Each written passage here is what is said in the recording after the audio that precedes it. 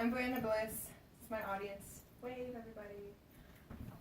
Today I'm going to be teaching y'all how to arrange a small bouquet of mixed flowers in a one-sided arrangement.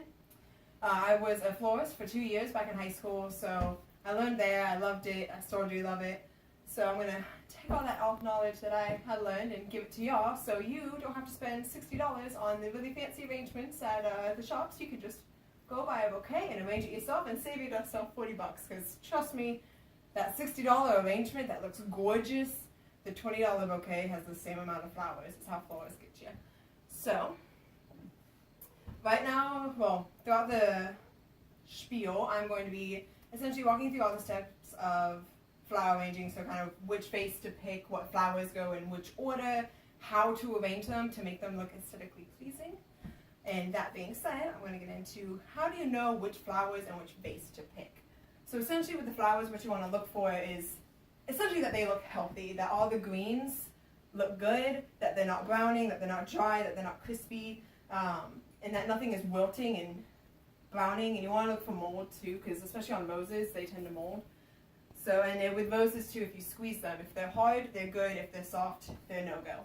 For a vase, it really depends on the size bouquet. So with the size that I'm making today, a medium-sized vase is good. But if you just want like a single flower arrangement, something like this, you're done essentially. So obviously you wouldn't want this vase for all of these, or even this one. It's going to be way too small.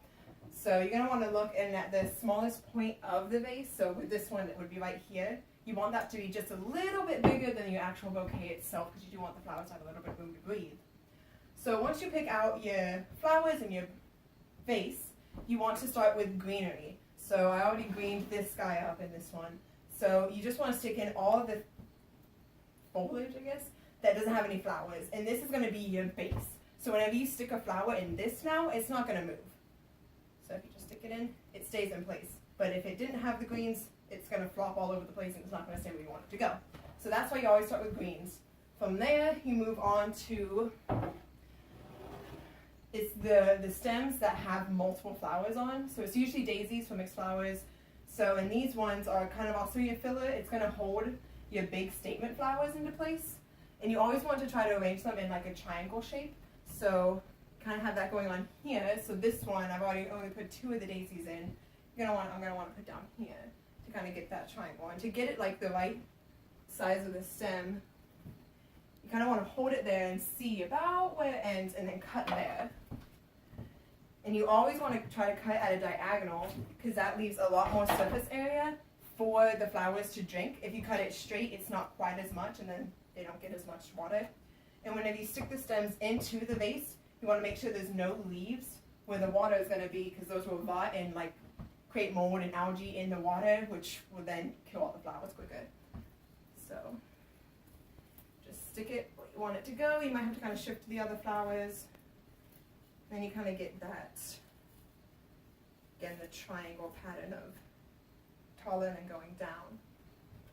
So after you get your daisies and your greens, which is all kind of like, again, your base, you're going to want to go to your statement flowers, which are usually your bigger ones. So for this arrangement, I'm using sunflowers and a Gerber daisy. The statement flowers are usually the bigger flowers. They generally cost more, and they're a bit more fragile, usually. The sunflowers aren't fragile, but Gerber daisies are. So you want to be really careful putting these in, because they can easily get damaged and break. So you're going to do the same thing putting these in as you do with the daisies. You're going to want to kind of decide where you want it to go, kind of hold it there, and then cut about where that would be. If you're in doubt about where you want to cut it, always cut longer, because you can always cut more off. You can't put the stem back on, obviously. And it's better to be safe than sorry. I can't tell you how many flowers I've wasted by cutting them way too short the first time. So, again, you might have to finagle it a little bit to stay in place, especially, you know, the sunflowers with like the weird shaped stems. So, and again, you're going to want to do the triangle shape. So, probably going to want to do one right down here for the lower.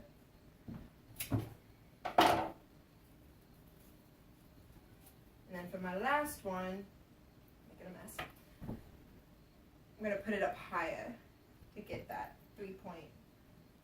So this one's already cut pretty short, so I'm just going to trim the bottom just to kind of open up the ends again, help it drink a little bit more. shove him in there. And again, you got like the 3 triangle points on. So after you put the statement ones in there, you're going to want to do your filler flower. So my filler flower is status. Filler flower is usually smaller flowers that can kind of fit into like all the little gaps where there isn't really. So you kind of see here, there's nothing really there.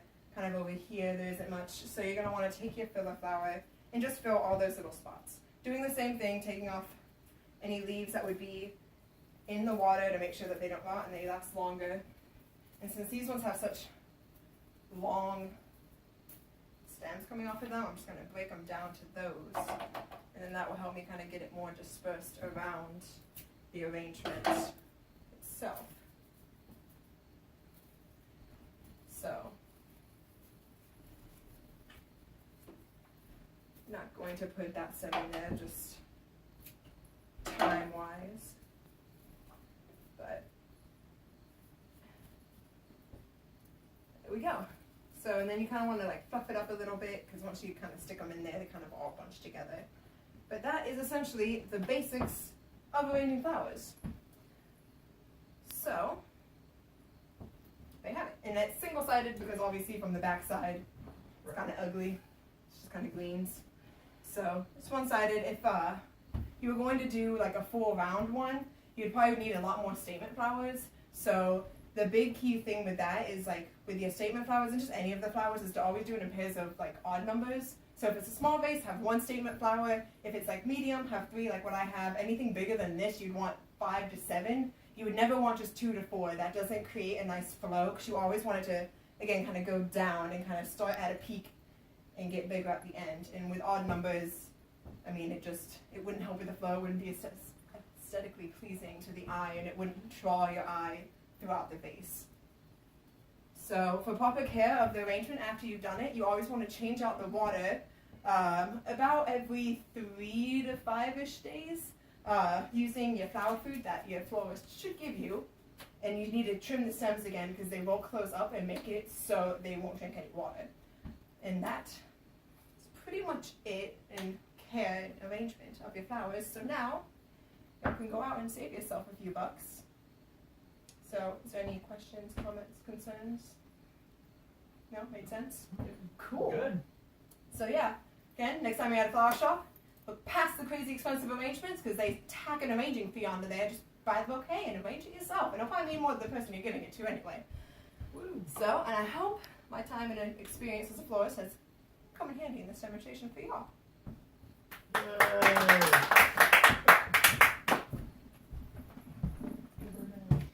Yay.